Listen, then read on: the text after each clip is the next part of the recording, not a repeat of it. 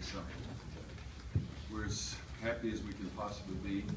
179 degrees away from where we were after the UAB game. Friday's practice was really good. Still chewed them out during the course of practice. Last night when we got here, first time ever, made them continue looking at the tape for the UAB game for almost an hour last night. Told them at that point then the UAB game was over with. We had already given them a scouting report on Michigan State, but we emphasized Michigan State today. We were really good. Just tell you that's exactly the way I felt. We were active. We were disciplined on the offensive end. We were active on the boards. We were aware of what was going on offense, much more so than we have been. Rebound battle when you're playing Tom's teams is always a big-time battle, I believe.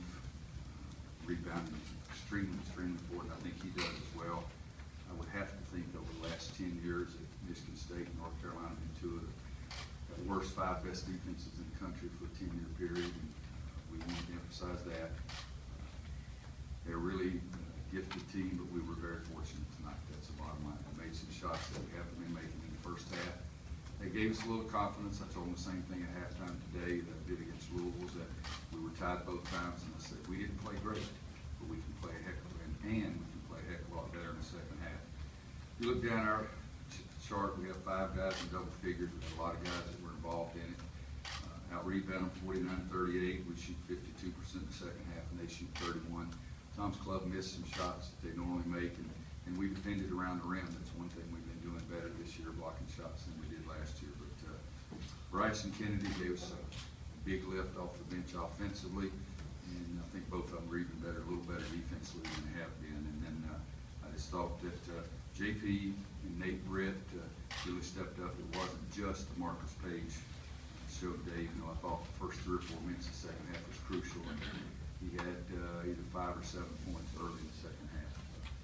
Got it tied, and Bryce got 2 baskets in a row, and JP got a couple there as well. And we didn't exactly set the world on fire from the free throw line, but we made enough, and we got a couple of stops on the other end. Coach, excuse me, you said Friday's practice was really good. Did you mean Monday or Tuesday? Or did you I have no Friday? idea what freaking day it is. Today's Wednesday. Yesterday was pretty damn good in practice. Tuesday, thank you. Tuesday. Questions, please. Does that mean today's Wednesday? Yes, sir. Since UAB guys, I have known if it was sun up, sun down, whether it's daylight or dark, or I just knew that I was not happy. And usually when the head coach is not happy, there's a lot of other people that suffer, and that's what happened. Well, what did you learn about your team tonight after? Who knows? I mean, you would have thought after the Louisville game I would have learned a lot then, and I learned that we could go to UAB and play Portland. But UAB really wanted it so much more than we did. And today, Michigan State did not want it that much more than we did. And I think that want to is always something that has been extremely important to me. And, you know, again, you can't tell in college basketball what's going to happen. I mean, I looked out there today at one time, I had 3 freshmen, a sophomore, and a junior on the court. And, you know, we don't even have seniors traveling with us, okay? And so it's, so you guys understand kids are going to do some wacko things, and you hope you do enough good ones on game night. Coach, can you talk about JP's day specifically? There was a point in the second half where he had a block. He got a loose ball and threw it to Appling, who was already out of bounds. He made a few shots. Talk about his night, his second half in particular. I thought JP was really active, and I said on my radio show the other night, defensively he didn't play very well against UAB. Everybody thought he played well because he scored, but he didn't play very well defensively. Today I thought he did a lot of things that were really good. He rebounded the ball, 12 points, 10 rebounds, 6 for 10 from the floor. The biggest thing with him, he is so athletic, and when he's into the game mentally and being very cautious with his shot selection, being very cautious with the basketball and not turning it over, he can really help you in so many other ways. So we got to get him to focus on that. But you know, again, it was a tie score, and Bryce scored twice in a row, and JP scored 3 in a row. And I think those were big for us. I was a little concerned at the end. He had gotten his shoulders, had gotten hurt, he had gotten elbowed in the head. You know, so I was going to keep him out there for a couple minutes to make sure he's all right. And the lineup that we had in was doing really well. And yet JP was one of our biggest cheerleaders over there on the bench at that time as well.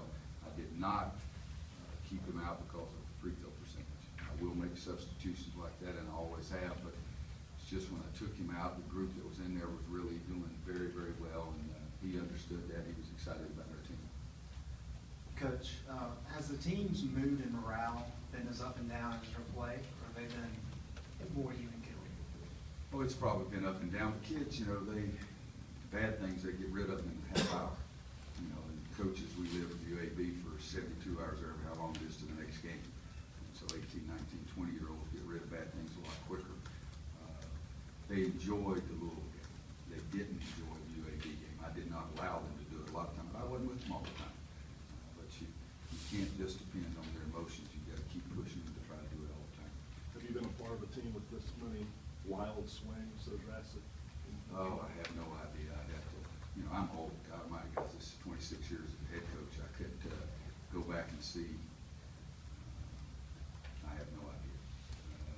I know we've gotten killed a lot of times, and we've beaten crap out of a lot of people too. So that was bad. I'd hate to think it's been worse than this. So I'd hate to think it's worse than this. With both this game and against Louisville, you jumped out to big leads early. Was that important to get guys in the right mindset? Well, you know, every part of the game is important. It really is. I mean, the other day everybody said, well, the first part of the second half against Louisville was important. I didn't think that at all. Today I thought the first part of the second half was important. I try to see if we can keep their crowd a little bit out of it. Kind of thing. At home, I just want to play for 40 minutes. So I've never been one of those guys to choose one part of the game that's not. You know, we made some shots early in the game. Nate made a big shot. James Michael made 2 jump shots. You know, Marcus wasn't making anything in the first half. And so it was good to go in at half with Marcus Page with 2 points. And that was important to us as well, because everybody thinks we're so one-dimensional that sometimes we have to.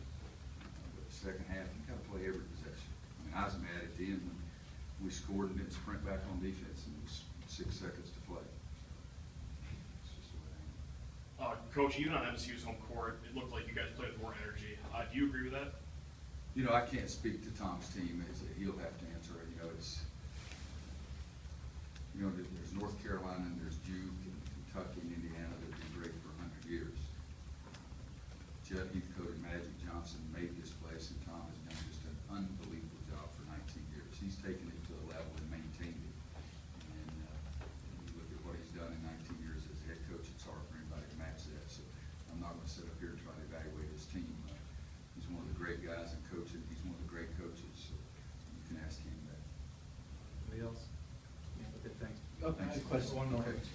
Coach, you obviously paid coaches some respect there. How do you explain your success against them? What are some of the things when you go against his teams that you look to do?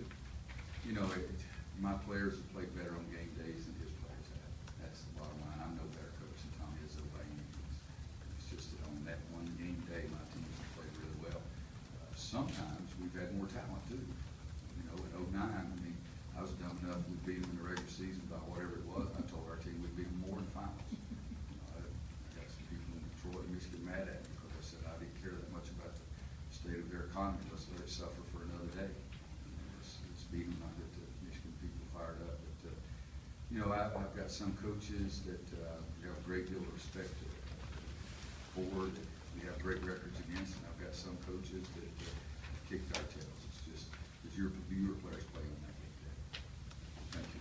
Couple of quick notes. Tokudo's first career double-double, career high 10 rebounds. Brett, first time he's been in double figure scoring all year, 13, previous was 9. And this is the 13th time Carolina's beaten the AP #1. That's more than any other school in the country. Next schools are about 10. So it's 13th time beating #1.